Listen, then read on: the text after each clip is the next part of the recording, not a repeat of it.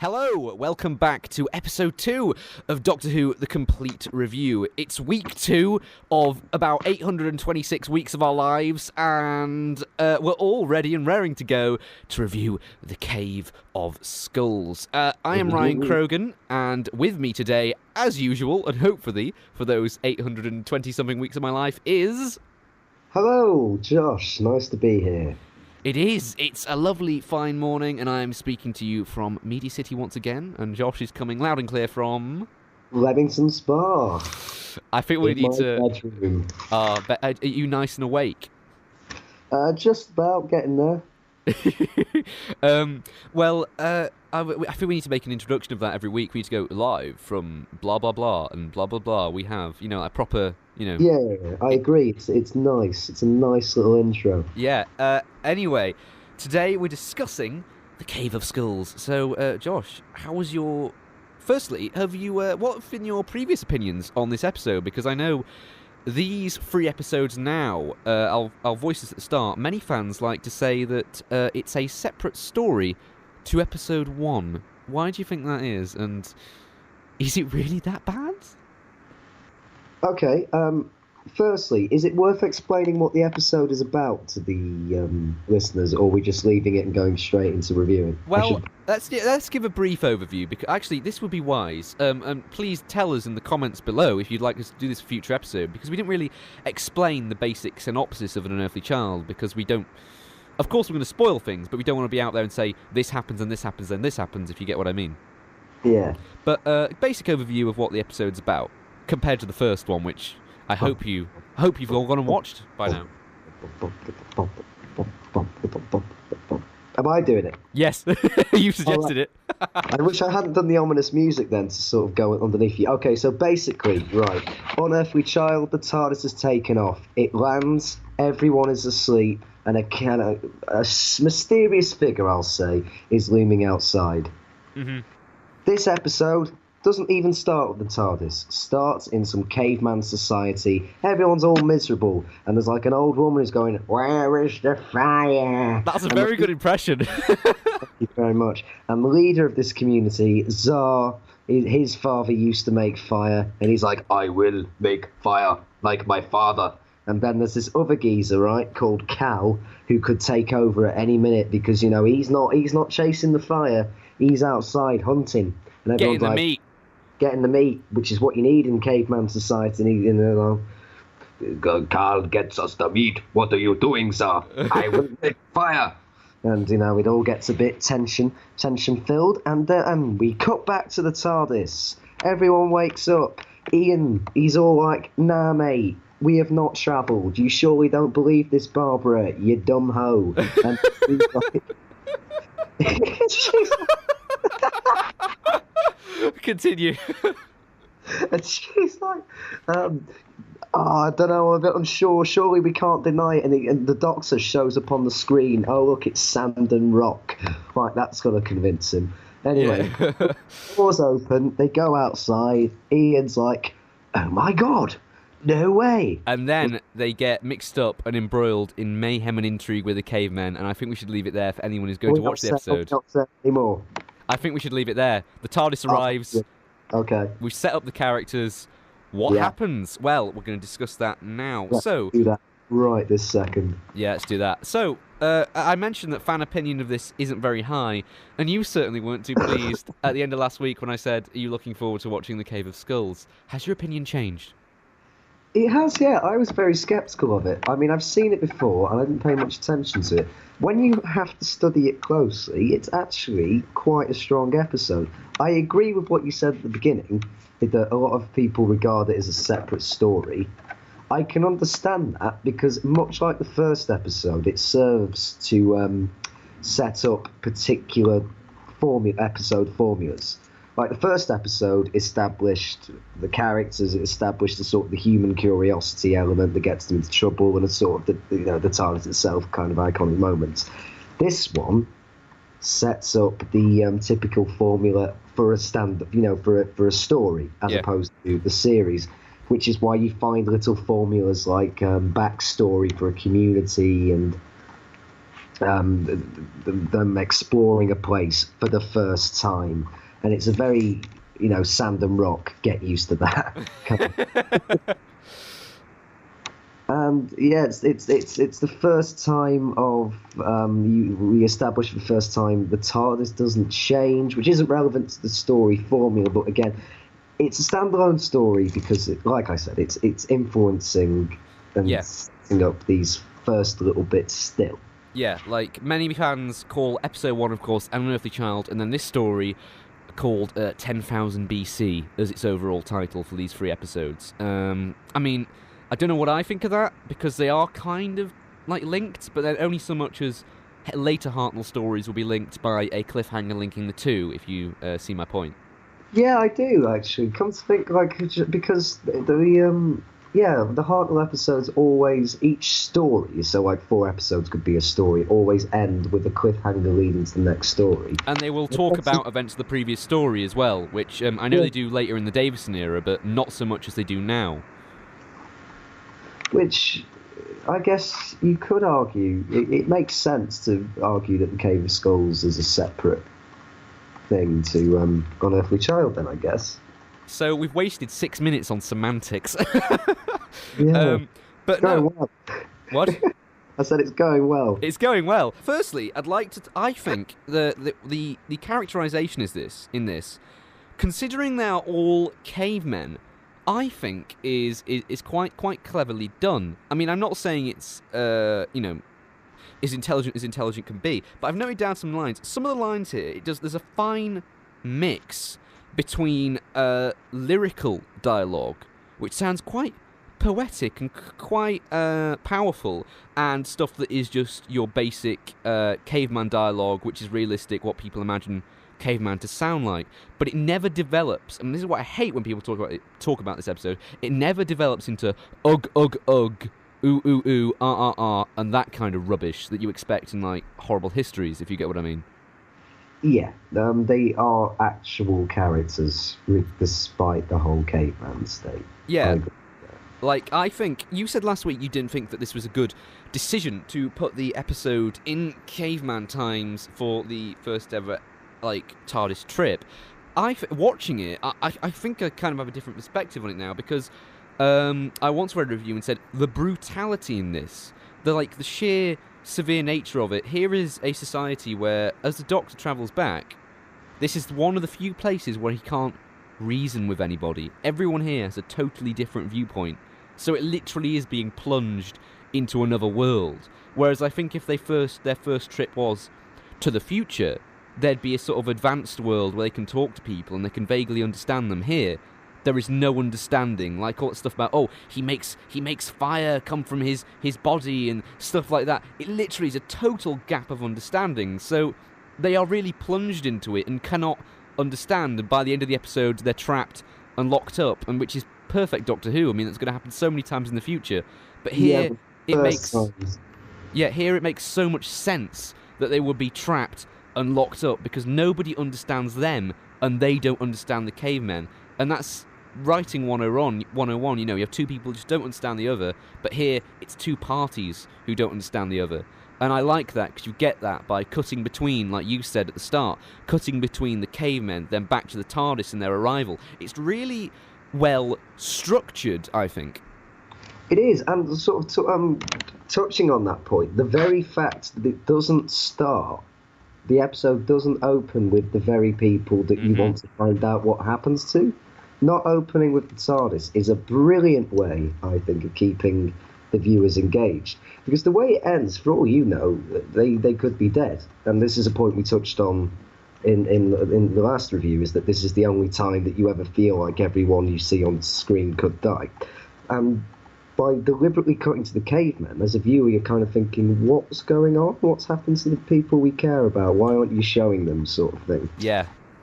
It makes you want to keep watching. Exactly. And I'm going to talk about first, because we touched on this last week, but I wanted to get this out of the way because I've got a lot of meaty stuff, pun.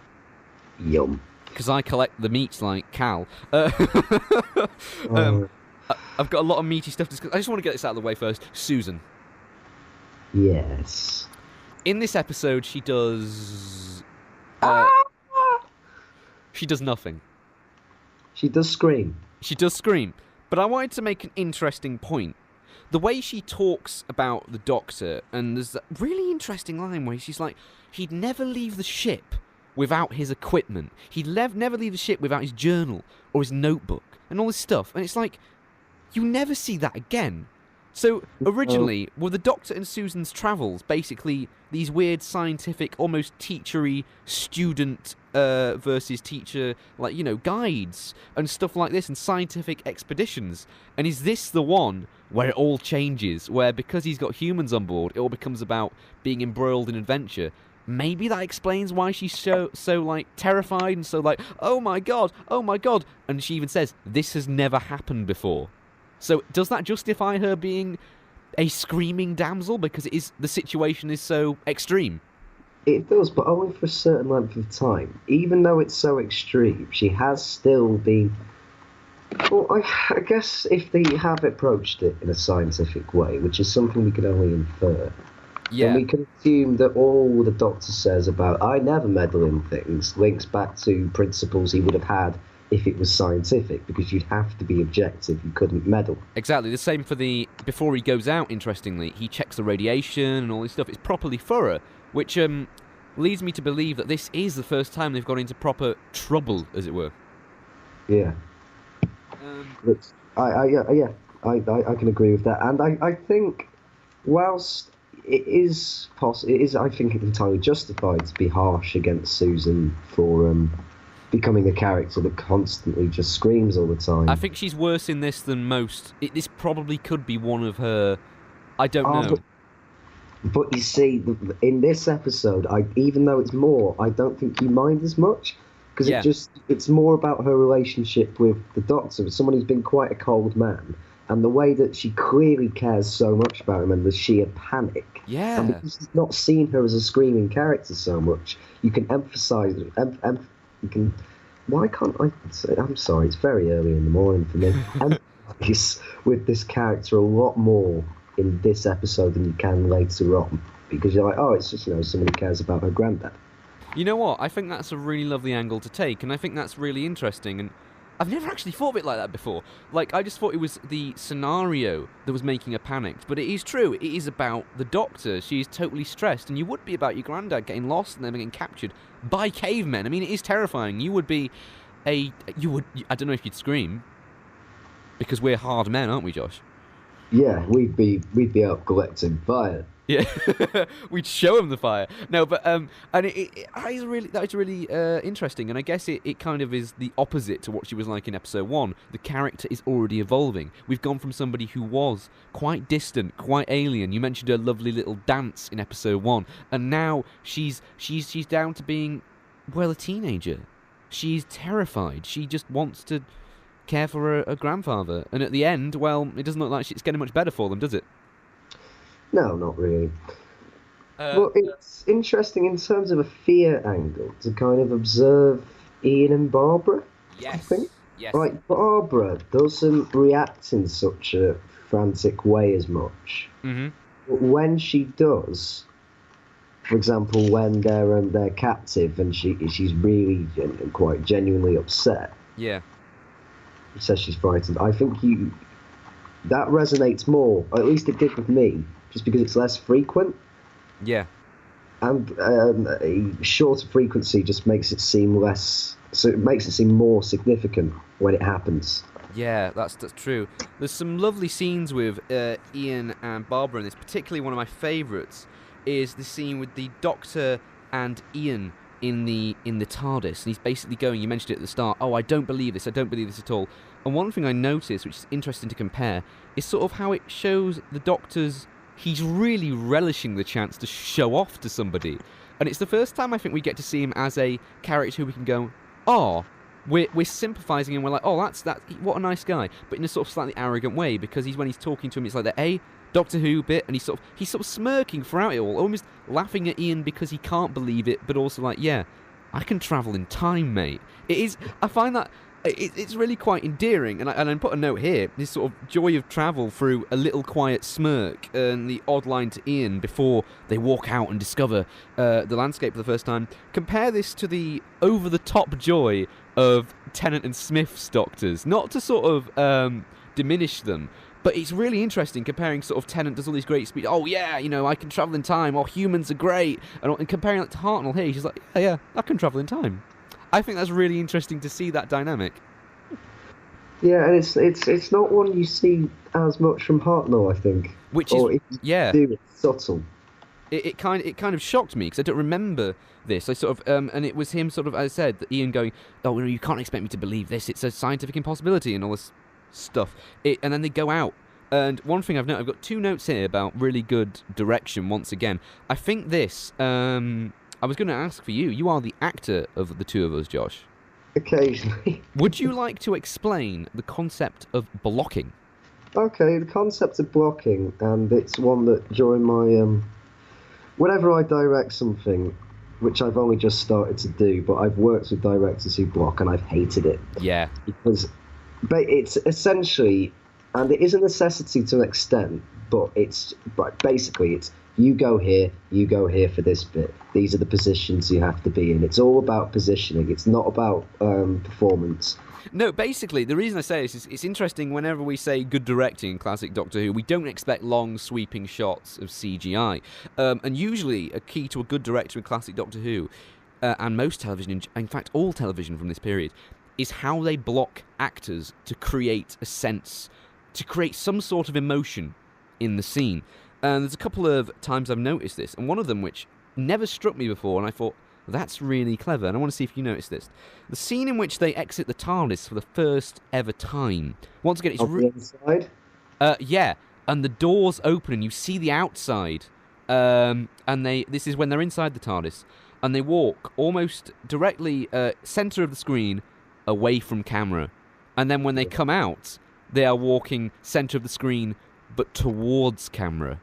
Yeah, it's a beautiful little moment, that. It's really simple, and this is the sort of thing I think most directors now, it's taken for granted by people, but that would have taken a lot of thought to achieve, and to go, right, they're walking away from camera, then they're walking towards camera, as if they're going away from the world they know when they're exiting the TARDIS, but then they're coming in to a world they've never seen before. It's, yeah, maybe you could say, oh, Ryan, you're overanalyzing that a bit, but these things are thought about, and it shocks me that was probably a conscious decision, and it pays off. I like the whole idea that in this era, when you look out the TARDIS doors, you can actually see the world outside.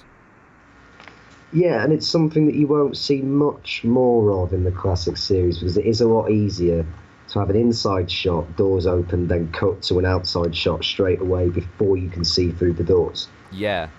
I can understand that. I imagine it is a lot easier. I do think, though, whilst there are little moments like this, another moment I've got noted down is where we actually fade from a shot of a skull in the ground to a shot of the Doctor's broken equipment. I thought that was quite nice, so to symbolise, oh, could he be dead? Yeah, it's a nice way of building a little bit of panic, and I think that is a nice, structurally again, is the tension that gradually builds throughout this episode, to the extent that by the end there's like this ominous timpani that's going off. Yes, this is before everyone bursts in and a fight begins, and the xylophone goes off and the desolate wind and everyone's screaming, and it's like, how did we get here? Well, the answer is it's through little moments like that skull and the equipment on the floor, and slowly just getting there to this point where you're like, oh dear, he's really in danger. This is actually, and I think that's great. That's a great way of doing it. Yeah, I think this is where we must commend, and we must mention his name, Waris Hussain, the first ever Doctor Who director, because I think this what a guy. It's probably less so in terms of direction. People don't like as much because there is a lot of scenes where, for example, the whole last sort of 10 minutes are set in one room. You know what I mean? Yeah, but I think it works. Yeah, it works. But of course, because you're in one room cutting between cameras, a lot less dynamism in the direction. But that's not to mean it's still not very, very brilliantly done. And I think that's maybe why people turn off from this episode a bit more compared to the all the shots in the last episode, as we said, could be deemed in some way iconic. Yes. Whereas here, it's less so. As I said, the last 10 minutes are in a room, cavemen shouting at each other, which I still think is very well done. And you're right, I put a note here. The percussion that comes in at points, just random drum beats. And it is it's really simple. You wouldn't get a score like that nowadays at all, yet it's almost heartbeat-like, it's slowly building up the tension, but it's subtle. Once again, that seems to be our key word for classic Doctor Who at the moment, and I think for most of it, it's subtle. It's there, you don't notice it, but it has an impact. Yeah, and also I disagree with what people say about it, how it's not as exciting because of the lack of different shots that's all in one room. The amount of stuff that goes on in that room, like when the Doctor jumps up, and it's almost like a court hearing. Yeah. He's trying to convince everyone, but then there's a fight, and it's just switching between. But then it's like there's a political before that. It's like political conspiracy kind of things building. There's so many different things going on in one room, all brought about by the way that he's directed the performers. Yeah. I completely disagree that because it's one location, it's like a piece of theatre. One location you can do so much with. Exactly. And I do think this episode, that end reason, and I think this is one thing. I don't think if you got a bunch of seasoned actors in one room now and do that scene, for TV, I don't think it could be done. As in, to the extent that this scene is, it is literally, interesting point, it is like a piece of theatre. Even the way it's blocked. Like, for example, when, I believe it is Tsar, and he jumps up onto the stone and then starts mocking Cal, and basically like, yeah, you can't make fire, or have I got them the wrong way around? Yes, Tsar on the rock, I was correct. Tsar jumps back on the rock and he regains his power, and you see that by the blocking, because he jumps onto the rock and he starts mocking Cal, who at the minute we think is going to be triumphant in this sort of power struggle, and then the tables turn, he jumps up and he builds this sort of mockery against him, and think, yeah, you can't make fire, Cal.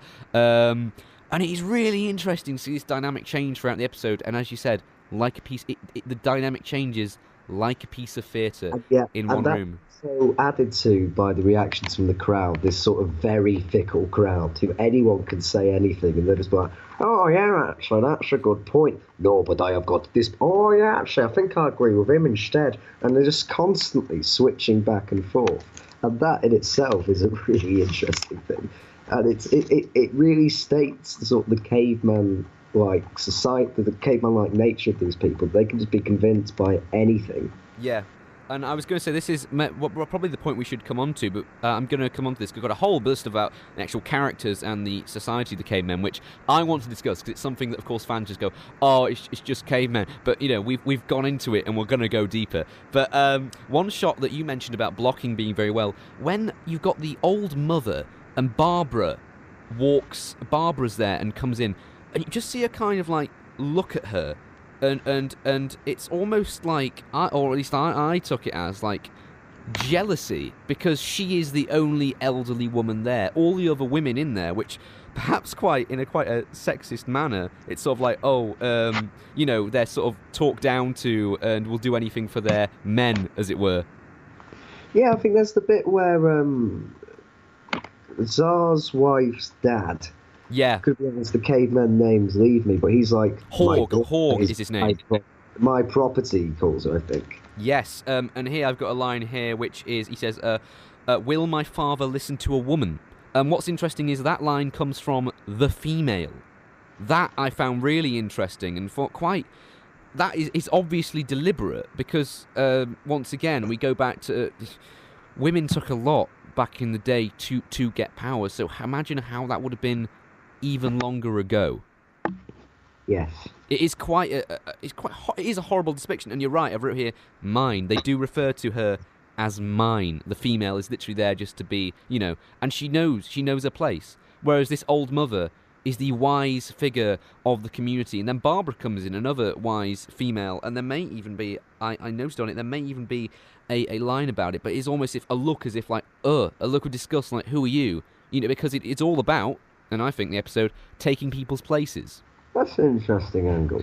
As in the old mother is almost... Once again, it's very minor, but it's the way it's shot, because you've got the old mother in the background staring at her, and Barbara centre forward to one side of the screen, sort of just standing there. And it's really interesting. That one moment, I took a lot from it and thought, ooh, that's really interesting, because it almost pauses and holds on it. Because it is all about replacement. The Doctor comes in and makes fire, and it's like, oh my goodness, this outsider can make fire, but I thought Cal could, but I felt Zar could. And to come on to what we mentioned about caveman ideology, I think this depicts sort of human emotion, human feeling at its most base level, and how we can all be when we are focusing on core things like power, prejudice, lies, and replacement. Yeah, I mean, it's a very simple, you could argue, political conspiracy story. Yes, I was going to come on to that. It is all shades, it is all black and white. There's not really any shades of grey, is there? No, it's very much, he wants power, he also wants power, here's a way of getting it, that comes in, they fight over it, what's going to happen? It's a very simple premise, but it is one that works, and I can't see a really complicated mind game style plot working well in the savage caveman-like world. Yeah, and I think that's the point. There's one really interesting bit of dialogue, and also one thing I must say, which I think is key, is possession, because they want to be the first one to make fire, and they call the Doctor my creature, which I thought was really interesting, because I was getting Tempest Caliban vibes from that. Oh yeah, back to the good old days.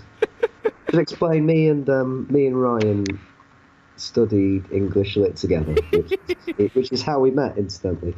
And we studied a play called The Tempest, and we had a lot of fun with some of the characters that were in there. Yeah, and that's how we just realised that we are both into this ridiculous show. And here we are. No, what do you? I'm gonna bring it up. The political game throughout between Zar and Cal. It's go on, mate. Just say go on. Say his name. Go on. Right, do you want me to say it? Do you want me to get it out? Go on. Yeah, go on. Say it. All right. Donald Trump. There you go. You said it now. You're happy. Yeah.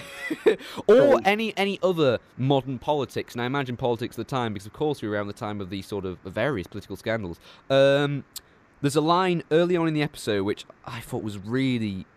Once again, there's some great lines in here, but they're spattered. It's not every line is a poetic line, but here's one. Better that we live as we are. There's a fundamental idea of change. There doesn't want to be... the cavemen don't want any change. Who else doesn't want change in the episode? Ian. It all links together, once again, about change. And here... the society wants some sort of political change, because they want fire to forward their society. And how do they talk about that political change? Oh, through scaremongering, through, if we don't get fire, we'll die in the cold, and all this sort of stuff, which links, as I said quite nicely, to Mr. D.T. Well, at the same time, you see, when you talk, so many different points come up. Right, so... Yeah. We've got as long as we want. Which is good. Going back to that fear of change thing, one of the first little bits of backstory, and it's all covered in one line, is my father made fire, and they killed him for it. Yes. Establishing backstory in a single line, because we don't know this community, and it's all quite... It's all done very simply. It's all done with quite simple lines. Where is the fire? Instantly. That's the first line of the entire thing, and that establishes the point and the purpose of this episode instantly. And they killed him for it. Backstory, and it's just all these little lines that I think set up this community perfectly. But yeah, go back to what you were saying about this whole political thing.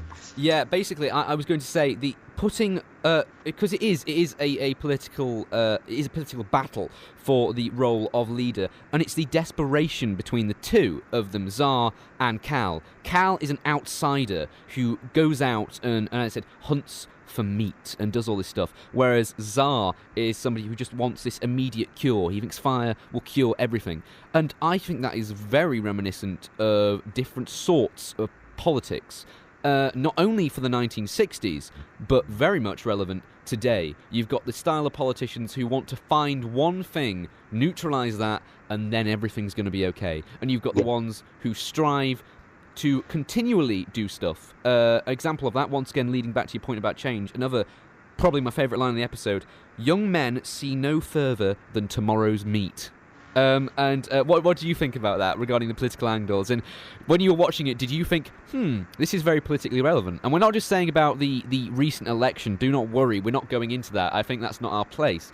But about basic modern politics in general and how this episode can be viewed 50 years later and gone, actually, you know what? That's really interesting, as into a modern audience and to an old one. It's an interesting political analysis on the way that you can go, right, everybody, I've got a solution. Oh, okay, what is that solution? Oh, we'll just cut all of this shit. Okay, that might give us money for this in the short term, but long term, is that going to work?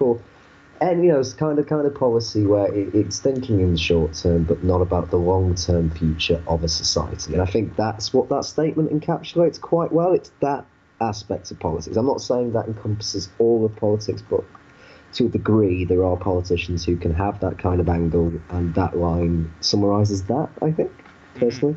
I think there was a lot of that. But once again, it all links back to change, which is all about, I think, the unearthly tale. Firstly, you've got to place yourself here, and I think this is interesting.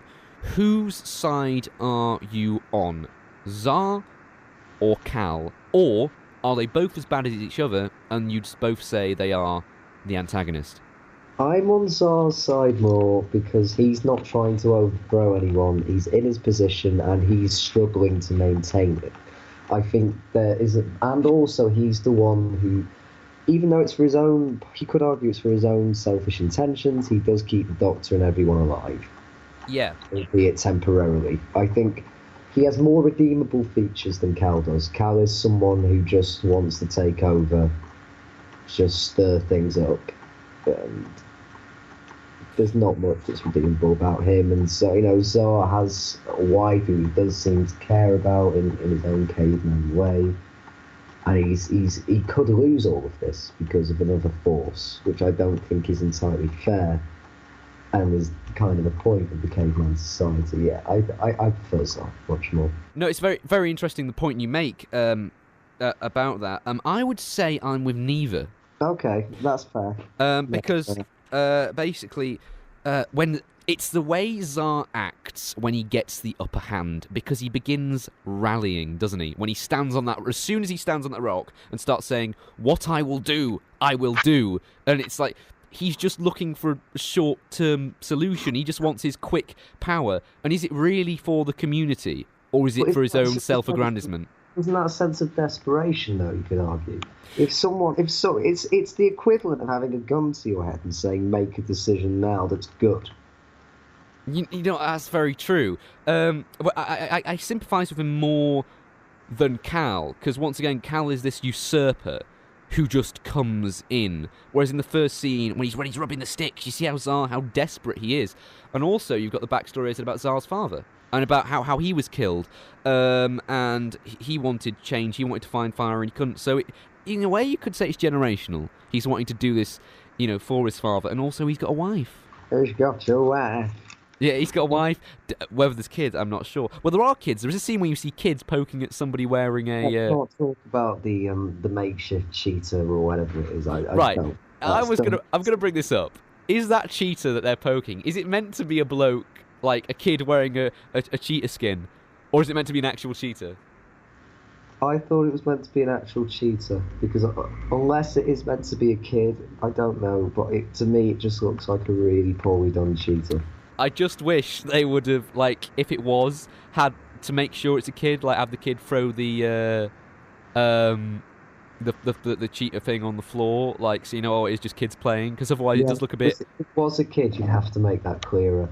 Yeah. And I don't think they did. I think it is meant to be an animal.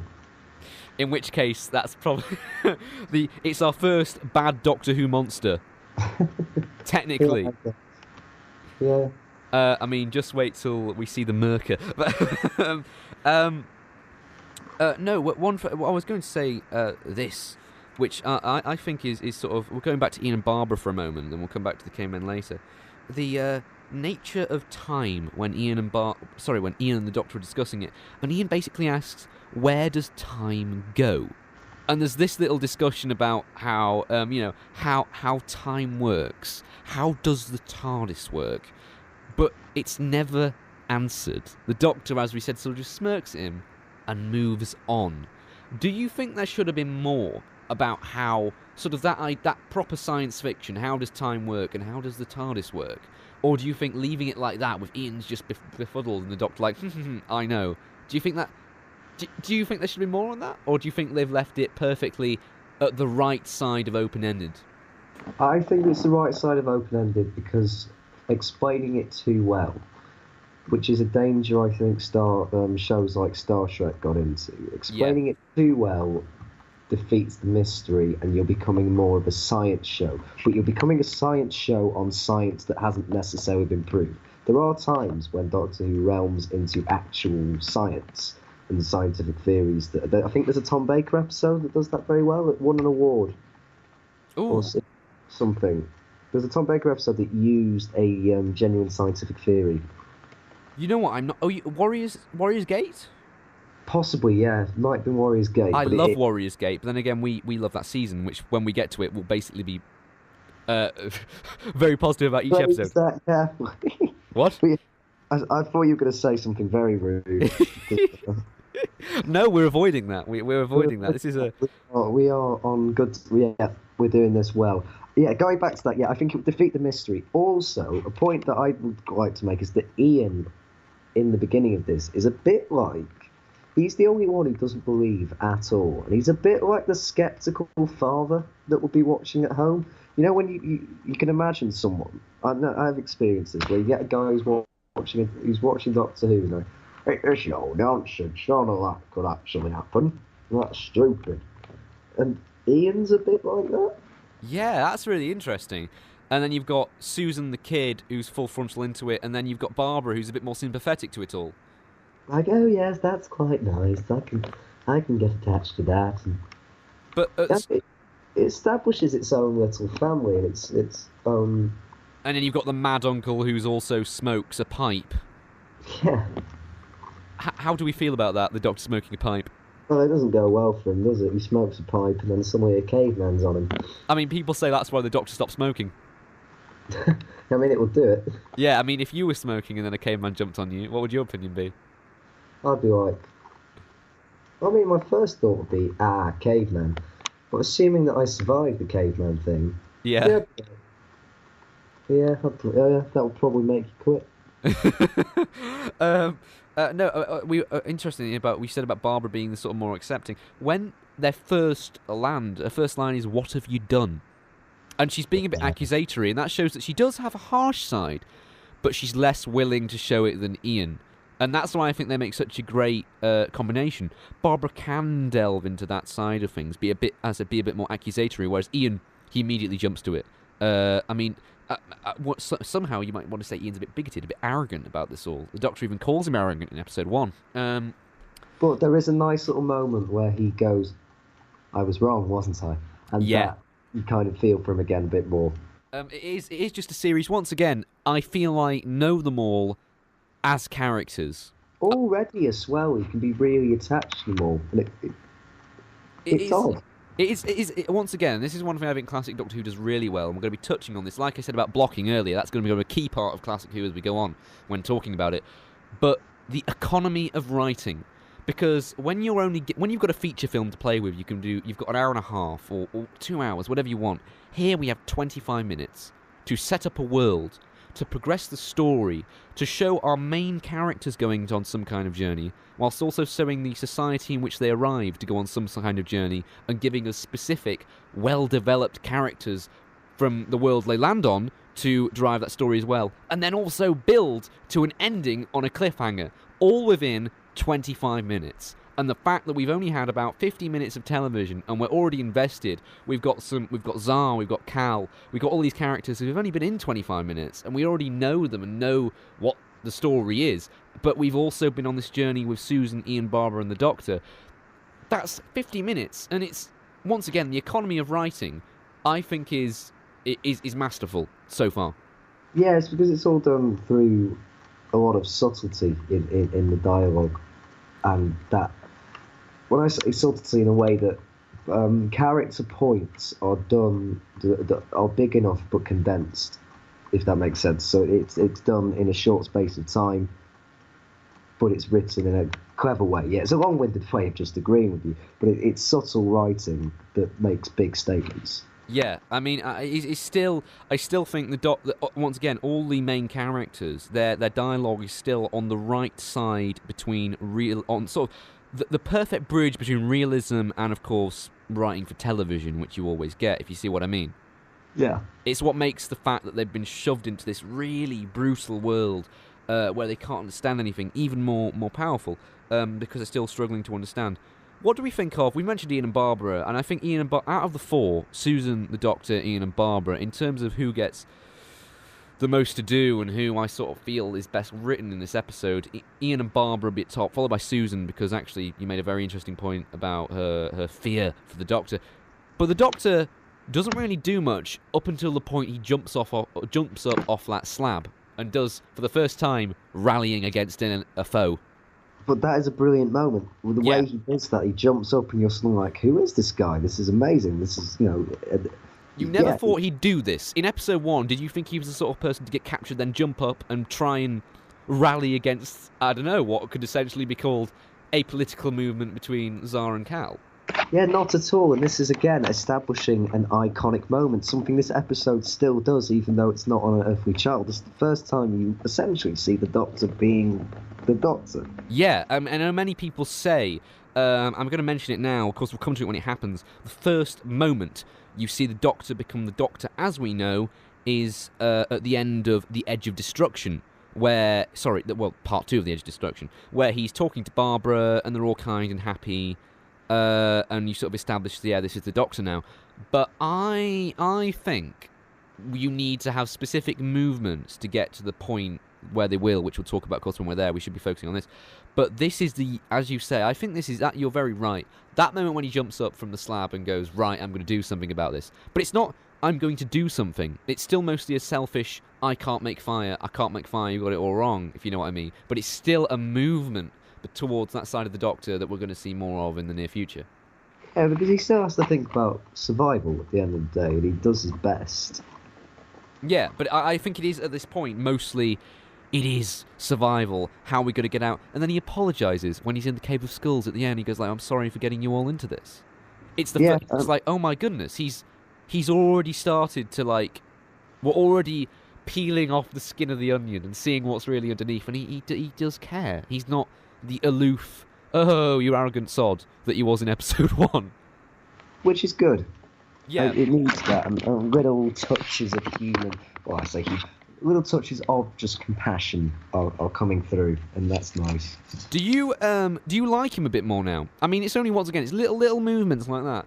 But I think I'm already, that scene at the end where he goes, basically sitting there, he's realised they're in a really big load of trouble, and he apologises. I think that is, I think I'm already starting to go, you know what, this guy could be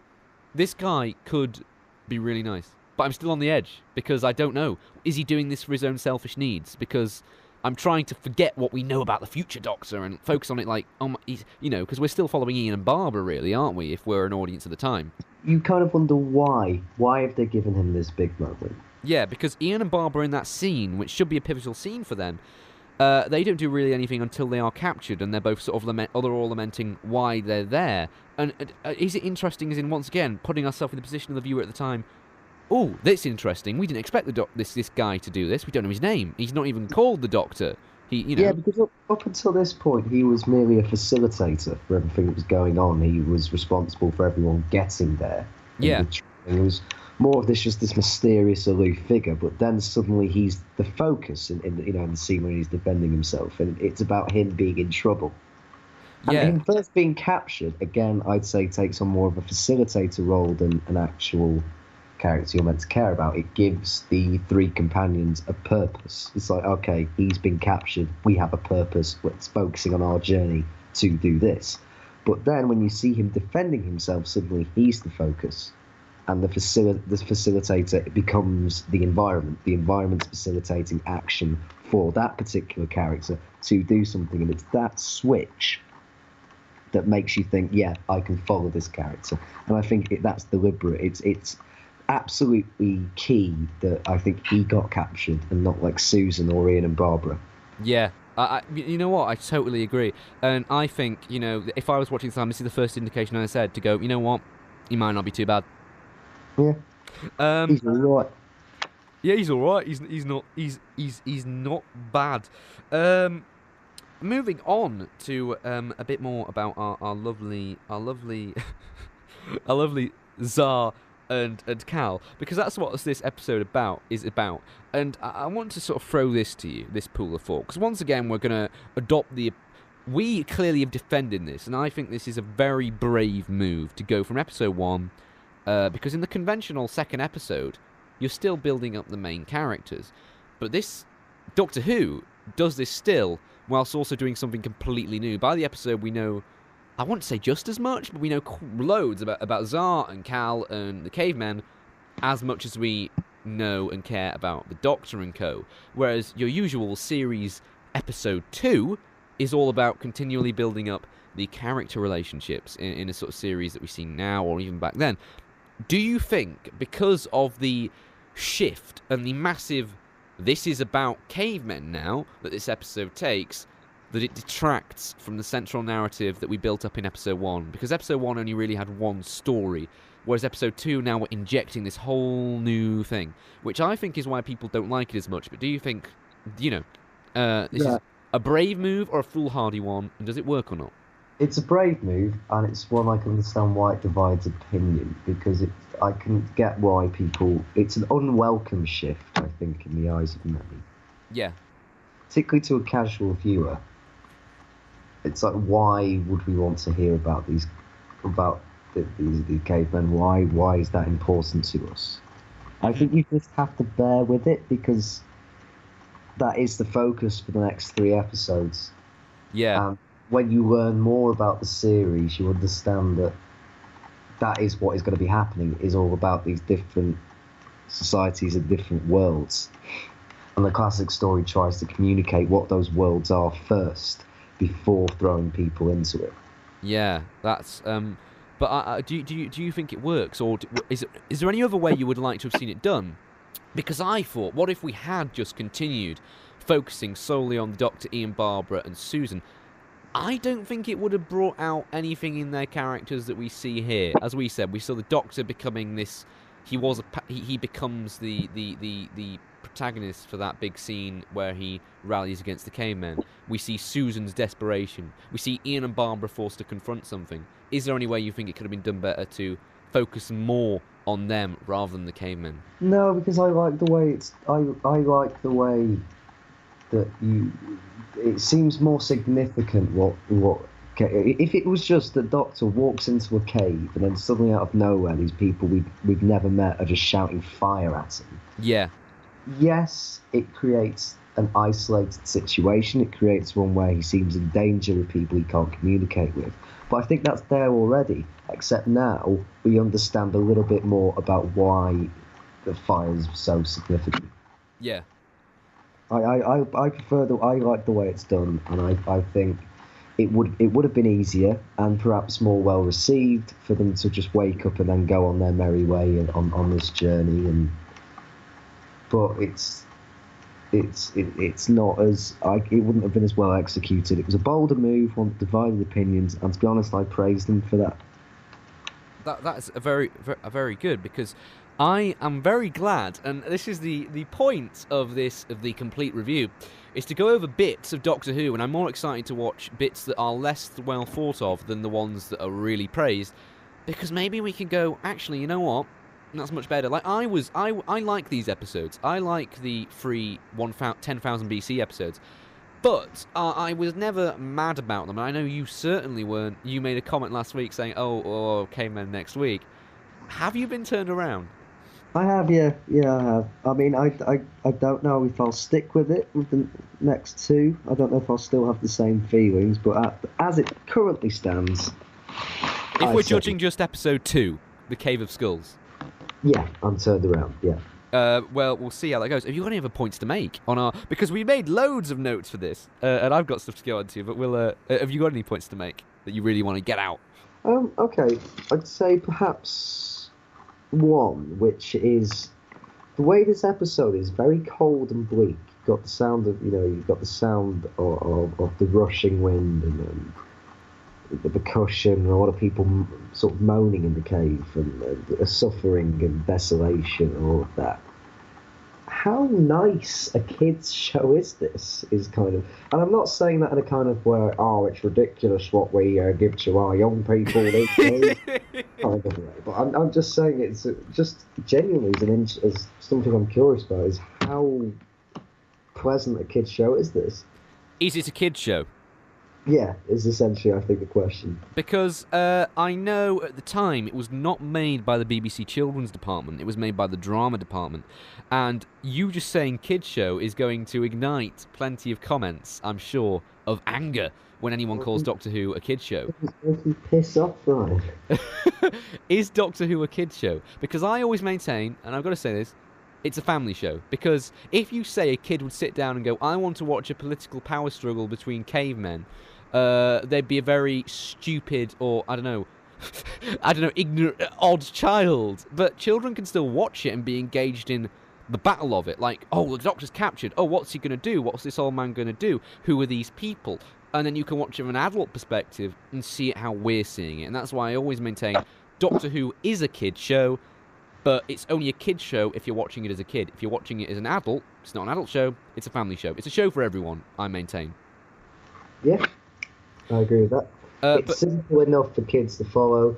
If that is very much insulting children's intelligence, but it's built to be that simple. And it's got enough there as well for adults. I think it does. Yeah, it fits the balance perfectly. And interesting you said about it being so bleak and being so depressing. Did that have an impact on you? Because certainly one thing I was noticing, because I always like to listen to the episodes. I've got a lovely pair of speakers, and I like to listen to them with the speakers blasting out. The wind throughout is how music is used sparingly once again, but the soundscape does the work to create this quite bleak atmosphere. It's not pleasant to listen to. Like, it really messes with my ears, but that's effective. I can see why that's there. Yeah, it's very well done. But no, Doctor Who, and I think this is key to it throughout, and what is key to a good episode. I think only very rarely does Doctor Who make this mistake, and when it does, I will be sure to point it out. Doctor Who, for me, works its best when it doesn't talk down to adults or children, and it just aims at a level playing field. Yeah, definitely. As in, when you've got an episode, when you will see a line and go, oh, that bit's in there for the kids. That's when that's when you're taking out the experience. Or when it tries to be too, oh, look how adult I am, and then the kids get excluded. It's always got to be that perfect balance where it pushes the kids, but it also pushes the adults. Like this episode pushed me, and it was like the bleak atmosphere. You said it affected you, but imagine what that would do to a child as well. It gets it right. Yeah, if it tries to be too edgy, it's not going to work. Doctor Who could never be intentionally cool. Yeah, Doctor Who is not a cool show, is it? No, and I think when it tries to be, it kind of ruins a bit of that magic. And yeah, this episode is just a good example of it doing what it wants with conviction and succeeding. Which is what television should be. I think it's come to that time of the week as well, where we pick our moment of the week. And now, yes, it's one of my favourite moments. This is interesting. It's one of my favourite bits of the week. Favourite moment of the week. Now, this is where every week we pick a moment that could be good, it could be bad, but we watch it, we love it, and go, that's why we adore Doctor Who. Now, Josh, we started with you last week, so we're going to start with you again this week, because okay, I'm gonna say, what is your favourite moment of this episode? Because it's quite a if you're picking a favourite moment, it's odd, because as we said, there are lots of long scenes, lots of long dialogue scenes, so this one's going to be interesting. And do you want a positive moment?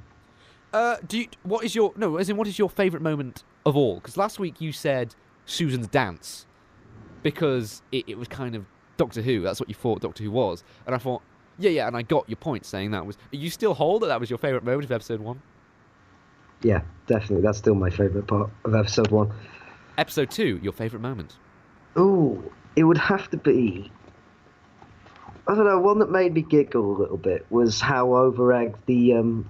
So, just who are you, Doctor Foreman? No, Doctor Who. And that was. It's a classic moment, isn't it? That made me giggle. Yeah, for me, it's that. I mean, there's so many great moments. I think it's just nice to be like, let's go for that kind of trivial bit. There needs to be a bit of respite against the drama, doesn't there? Yeah, and I think that's why I fixated on that moment, is that there's so much everything's miserable, we want fire, that it was just nice to be like, that's a good bit of bounce. Mine is the total opposite. Go on. Mine is the bit where you see... We were talking about the desperation of Zahn, but you see the desperation of Cal, where he's found the Doctor. He calls him my creature. He thinks he's found his way as an outsider back into the tribe and back to take from the sort of, you could say, hierarchy of power. Because it is, isn't it? You've got Zar, you've got his dad who'd made fire before him, you've got the wife, blah, blah, and all this stuff. And basically, it's when he's screaming at the Doctor, "Make fire! Make fire!" And the Doctor can't do anything. And the Doctor shouts, "I will not make fire!" and all this stuff. And the way it's shot, where they're basically locked horns against each other, and then Cal goes to lift out a weapon, and then he puts it back down, and that's where you see, I think, one of the most brutal things about this, how, because of the way caveman society is struck, because of how we can only imagine what it was like, but how, because their minds are underdeveloped at this point in history, any argument or any opposition, immediately the response is kill it, sort it out, and then he goes no. And it kind of sees the thought process starting. And it is because the music, it's the build-up. As we said, he jumps off that rock. You have that bit of dialogue, and that's how the scene ends, with them locking horns, literally. The way it's shot is very close on their faces, and they're shouting at each other, "I will not make fire, I will not make fire." He can't do it. It's a big mistake. But he can't express that to a caveman because they don't understand. It's this great opposition. And I think it's a great bit of drama, and it's real. You're in there. At that moment, I'm in there, and I'm going, oh my god, what's going to happen? And that's what I love about Doctor Who. Yeah, that's nice. That's nice. So we both got two totally different moments. Once again, two totally different moments. But they are both moments where I pinpoint and go, yeah, you know what, that's good. Yeah, because I also think different people respond to different things. But the good thing about it is the Doctor gives so many different things. Yeah, I mean, it's interesting. I've gone for two sort of big character moments so far, and you've gone to sort of the more trivial moments that add a greater texture to the show, like Susan's dancing. That's something like quite subtle, but says a lot about her, and it's just, you watch that and you go, that's Doctor Who. They're listening to contemporary pop music, but dancing in a way that is a bit odd. And then the Doctor Who line in this episode, which is iconic. It's great. It's really interesting. Because I'm wondering if we're going to stick along that trend, or if I imagine we'll. I don't know. It's weird, isn't it? Yeah, but it's the moments that add a bit of charm in quite a bleak era. I mean, I love this era. I'm appreciating it a lot more already. I'm wondering how it's going to go from here. Yeah, I think it's a great era, but I think those little bits of charm just sort of remind you that it's not all bleak. I mean, go on. As much as I do love the bleak thing. I prefer it, actually. The 60s is possibly my favourite era. Well, your favourite Doctor is Patrick Troughton, and I think that mixes the mixture of bleak stories, claustrophobic base under siege, and the fun of Troughton's Doctor, which I think we see a lot more with Hartnell as he goes on, but at this point, I think it is all about establishing the character relationships and the bleakness of it, that these travels can be pretty bad, and then through the adversity they come closer, and that's where you see the fun. And we're going to see that, I think, much later on, sort of around season 2, where a lot of it becomes, right, we're used to now, we know the ropes, we know the formula, let's have some fun. Absolutely. Should we give the episode a rating? Well, you see, every week we are giving the episode a rating. Episode 1 we gave a 10 out of 10. So I've had much thought about this, actually, and coming into the studio today, I was like, because I still is there any negatives you can see about it? I mean, we acknowledge the negatives that could be seen by fans, that could be seen by viewers, but we kind of debunked them a bit and said we get why it's doing that, we appreciate that. So I'm a bit. What do you think? What do you think? Is there any moments that kind of detract you from the experience of the episode somewhat? Only one. It's very pernickety is when they're analysing the skull and it's a bit drawn out and I don't. Come on. Really? I don't know why that grated on me, but it did a little bit. I guess I can't really criticise it that much. I just say, but you can't say it is as accomplished as Unearthly Child, which is why I don't think you can give it a 10 out of 10 again. It is definitely not 10 out of 10 material. As I said, in terms of episode structure, I mentioned, whilst the last section is all set in one room, and it's great, it's brilliant drama, but it is still a set of cavemen in one room talking. You know what I mean? It moves the plot along, but does so in its own way, which is, whilst good, I don't know. I'm gonna plump for, because it is an episode that I love and I appreciate it so much more now. And after watching it now, it's probably something that I may revisit more in the future rather than just watching episode 1, because it is great. It drives the story in so many ways that I thought this story didn't. So I'm gonna plump for because of a few. Not niggles, because there's no niggles. Just I don't know. Just because you cannot say it is accomplished as an Unearthly Child, I'm gonna give it an 8 out of 10. Yeah, I'm gonna go with you on that one. I wrote 8 or 9, depending on what mood I'm in. I'm gonna give it an 8. Yeah, I'm gonna give it an 8. See, I was actually thinking of this, and I was going to give it an 8.5, but then I thought, no, we can't verge into 0.5s, so it's gonna have to be an 8, because I think it could be a 9, but I'm going with an 8. Okay, yeah. It could very well be a 9. I mean, I might change my mind. I mean, because we need to update our document. We have a big Google Docs document with all the episodes on. Which I'm yet to see, may I point out? You should have it shared with you. Do I? Oh, sick. You should do, but it's there. And it's got everyone numbered individually up until today, and we need to put on there 10 out of 10 episodes. I think I may have even put on there 10 out of 10 from the two of us. But are we both sticking with 8, or are you going to push to a 9? I'm going to stick with 8. I'm going to stick with an 8. It's an 8 from us. Once again, second week in a row in the same score, which is very interesting. We said we're going to make this a regular feature. Cliffhanger, Josh. Cliffhanger. Dun, dun, dun, dun. Bit abrupt. A little bit abrupt. Oh, what's this? Oh my God! Ah! They've been smashed all the way through.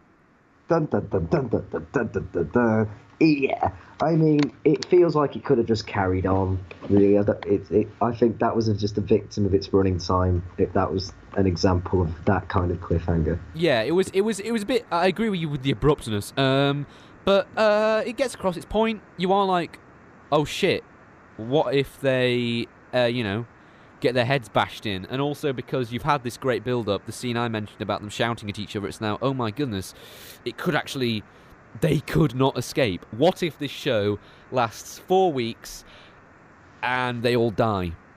Because it could at this point, couldn't it? Watching it at the time. Yeah, and we keep saying that, but I guess it is true. Yeah.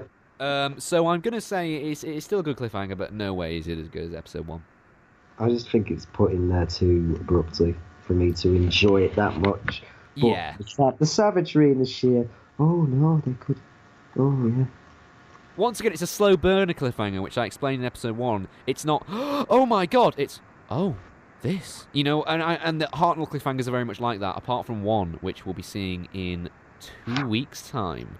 Yeah, but this one tries to be a, oh my God. Yes, yeah, that's true, doesn't it? And it doesn't quite work. And that's why it's more of a, oh my God. It's Ian's line that I think makes it okay. If it was just a shot to the skulls, but it's Ian, they've been like broken straight through, and then it shows, and that's I think that's what makes it for me, and makes me go, yeah, it's not a total write-off. Because cliffhangers at this point in Doctor Who, they've not mastered the technique yet, I don't think. Other than episode 1, which is iconic because it's so iconic, but I don't think they've mastered the technique yet.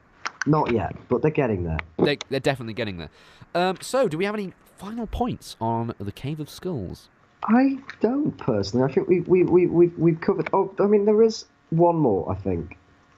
Go on. When the old woman, the old woman who is very much a kind of prophet, goes, "You should have killed the stranger," and I kind of wonder, is this true? Oh, go on. can you justify the meddling in this situation? They don't improve the society very much. They just intensify the conflict. Is their presence a good thing? What do you think? I mean, I think yes, but for reasons that go on into later episodes in this story. At the moment, I'd say no, not really. Yeah, that's very interesting because, of course, if we weren't positioned with Ian and Co from the first few episodes, and we were positioned with the caveman, and then we saw these outsiders coming in, I think we would be on their side. Maybe not to the point of murder, but of course that's what they go to because they're cavemen. But we'd be on their side and go, oh my word, they've come in, they've uprooted our society. What's this outsider? He's made Cal think that he can blow fire out his mouth. I think I can agree with the old mother and objectively go, you know what? Yeah, she's got a point, because if I was this old prophet-like figure who, you know, doesn't want any change, because that's the point I mentioned about her character, her saying, better that we live as we are, one of the best lines in the episode. Yeah. She doesn't want any change, and here come these characters who basically shake it all up. She probably hates it, and as I said, I think there's a little bit of antimony to be not the only old female. I don't mean that in a bad way about Jacqueline Hill, who plays Barbara, but I mean not the only authoritative female, because I don't think Susan's an authority figure at the minute, is she? No, definitely not. But no, I thoroughly agree with you, actually. Yeah, and it's a question that runs throughout the series. And this is the first time it's brought up. And it's done, once again, very, very subtly. So we're giving the final score for the Cave of Skulls an 8 out of 10. Where would you like to see the story go? Breaking up that we know what's going to happen, what would you... I was going to say, that's a very difficult question, because I know where it's going. Yeah. Well, and I mean, is there anything in this episode you think, I'd like them to develop on that? Because we're watching this, we're trying to imagine we're watching at the time, and we're seeing these little points and these points of development. Where would you like to see the story go? Okay, I'd like them to get out of the cave. I'd like more of the Doctor shouting and trying and fighting for reason in a society where he just can't get that reason. I like that. That's my favourite style of the episode. I want more of that. Yeah, I'd like more of that, and I'd also like to see Cal and Zar switch places again, because at the moment Zar's in control after thinking that Cal's in control. I'd like this power struggle to go back and forth a bit, and maybe even resolve in some sort of desperate way, which I might be in luck for that, you know? Yeah. I mean, I don't know what happens, but I might be. Oh, we do have to be careful, because it's all well and good for us. We could quite easily just be like, yeah, mate, yeah, I'm looking forward to this that may or may not happen. We have to switch off from that mindset, young man. Yeah. But it's interesting to compare, because of course we're fans and we know what's going to happen, so we can look here and go, oh, that's planting a seed for something that happens there, which I've mentioned several times in this podcast about sort of the character of Hartnell, etc. Yeah. Which we can do, but we don't want to basically go, oh, well, it's not as good as this we're about to see, because the point is we're assessing each one individually. And it's very good that our first 2 episodes, I think, have been resounding thumbs up. Yeah, they have been. This has been a positive start. Positive start, a brilliant start from episode 1, and just as good a start, I think, from this. This has blown me away as an episode. Very well. Any last words? I say it's brilliantly written, and it's all about the brutality, the main focus of change, of power, and of prejudice to new ideas. And I think that is synonymous with Doctor Who itself, once again, because the BBC were prejudiced to all these new ideas about the show. The public were probably, oh, what's this rubbish? Oh, this is all too far-fetched, this. And yet we see this in the Society of the Cavemen, literally being faced with the prejudice of these new ideas of the Doctor and co. And I think it's such a good choice to place us in that position, because, once again, it's synonymous with the show. It sets us in that world for the very first time perfectly. Absolutely. And one thing I would say is this is an example of your preconceptions that you may have. It's always worth going back to an episode, because this is one that I was quite ready to dismiss. Then if you study it closer, you can still you find things that surprise you. And I think it's always worth being as open-minded as possible, even if you go back to an episode that you didn't necessarily enjoy the first time out. Apart from Hellbent. Oh, piss off. Anyway, yeah, that's very true. We all agree, and we've joined the marathon so far. But next week we will be on Saturday reviewing The Forest of Fear, which is a great title, I must say. It's not a good title. That is not a good title. But it's your classic of the Doctor Who title for the first time. Yeah, okay, but no, it's cheesy. It's a really cheesy alliteration. No. Cave of Skulls is a good title. Cave of Skulls is. I mean, I'm not saying it's not cheesy, but it is a good title. Yeah, What are you sticking on now? Oh, it's Cave of Skulls. Oh, yeah, I think I'll watch that. I don't know if the child, the Cave of Skulls are great titles. I think the last two dropped the ball. We got the Firemaker is the 4th week, which is somewhat spoiler of why the episode's called that. It's our first sort of episode title revealing, giving away what happens. That's on week 4, but week 3 next week is the Forest of Fear, which I must note to leave you on a bombshell. Go on. When I reviewed this episode for my first ever Doctor Who marathon back in 2013, I gave this is in when I wrote written reviews of the show rather than talk about them, which I must say I'm enjoying so much more so far. I gave The Forest of Fear a 9 out of 10. Really? Yeah, which I look back on this, because I always like to look on what I originally gave the episodes and compared to what I give them now. I originally gave Unearthly Child 10 out of 10, same here. I gave The Cave of Skulls a 7. Now I like it much more. It's definitely an 8, or I said pushing on a 9. It's much better. But will I agree? Will we both agree? Was I insane that day when I first watched The Forest of Fear? Does it hold up to the standards of this week, or do we think it drops a bit? Who knows? Let's see what happens next week, next Saturday, for The Forest of Fear. So all that all leaves us to say, I think, is goodbye. So Josh, fare thee well, hombres.